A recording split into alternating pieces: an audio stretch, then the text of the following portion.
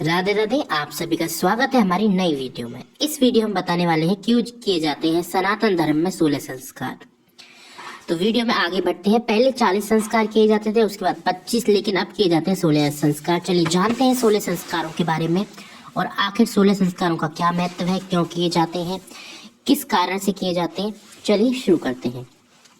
प्राचीन काल में प्रत्येक कार्य संस्कार से आरंभ होता है। उस समय के संस्कारों की संख्या लगभग 40 थी। जैसे जैसे समय बदलता गया, व्यवस्था बढ़ती गई, तो कुछ संस्कार विलुप्त हो गए और संस्कारों जो है घटते घटते गौतम स्मृति में 40 प्रकार के हैं। महेश अंगरा ने 25 संस्कारों का उल्लेख किया है।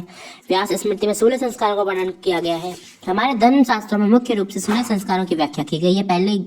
इनमें पहला गर्भधारण संस्कार, मृत्यु के बाद अंत्येष्टि संस्कार, गर्भाधान के बाद पुंसवन, सिमतोष, जातकर्म, नामकरण, ये सारे नवजात देवी जगत से संबंधित स्थापना के लिए किए जाते हैं। नामकरण के बाद चूड़ाकर्म, यज्ञोपवीत संस्कार, इसके बाद विवाह संस्कार गृहस्थ जीवन का सर्व महत्वपूर्ण संस्कार है। हिंदू धर्म में स्त्री और पुरुष के लिए, दोनों के लिए बहुत महत्वपूर्ण है। इस तरह से हमारे पास एक बड़ी लंबी लिस्ट है 16 संस्कारों की, जो कि हिंदू धर्म में किए जाते हैं। जानते हैं पहला संस्कार गर्भाधान, जिसमें उत्तम संतति की इच्छा रखने वाले माता पिता को गर्भाधान से पूर्व अपने तन मन की पवित्रता के लिए संस्कार करना चाहिए। वैदिक काल में संस्कार अति महत्वपूर्ण समझा जाता है। प्रसवन, गर्भस्थ शिशु के मानसिक विकास की दृष्टि से संस्कार उपयोगी समझा जाता है। गर्भधान के दूसरे तीसरे महीने में संस्कार करने का विधान है। हमारे मनीषियों ने संतोष के उद्देश्य से किए जाने वाला अनिवार्य बताया है। गर्भस्थ स्त्री को जरूर करनी चाहिए, विशेष तिथि और उचित के साथ। इसके बाद सीमंत नयन, यह इसका अभिप्राय है सौभाग्य से संपन्न होना। गर्भपात रोकने के लिए गर्भस्थ शिशु और उसकी माता की रक्षा करने के लिए संस्कार किया जाता है।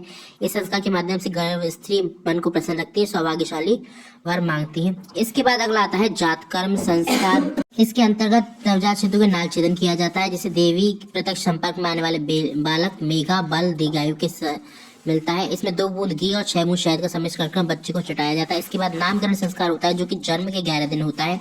हमारे धर्माचार्यों ने जन्म के 10वें दिन को सूतक बताया गया है, इसलिए 11वें दिन ये किया जाता है और इसे शुभ उचित दिन में मनाते हैं। नामकरण संस्कार का अधिक महत्व जो संस्कार होता है। इसके बाद जो किया जाता है निष्क्रमण संस्कार। इसके अंतर्गत बच्चे को सूर्य अथवा चंद्रमा की ज्योति दिखाई जाती है, जिससे कि वह अच्छी तरह अपने जीवन को जी सके, देह के तरीके से यशस्वी होकर अपने जीवन को अच्छी तरह जी सके और सारी चीजों का धन्यवाद कर सके। प्राशन से अभिप्राय है कि अब वह बच्चा जो कि दूध पर निर्भर था, वह दूध को छोड़कर अन्य भी ग्रहण करेगा, जो कि हमारे मानसिक एवं शरीर को बलवान बनाने के लिए अति उपयोगी है, जिससे उसका मन बुद्धि आत्मा विशेष रूप से कार्य करे। इसके बाद जो अगला संस्कार आता है वो आता है चूड़ाकर्म।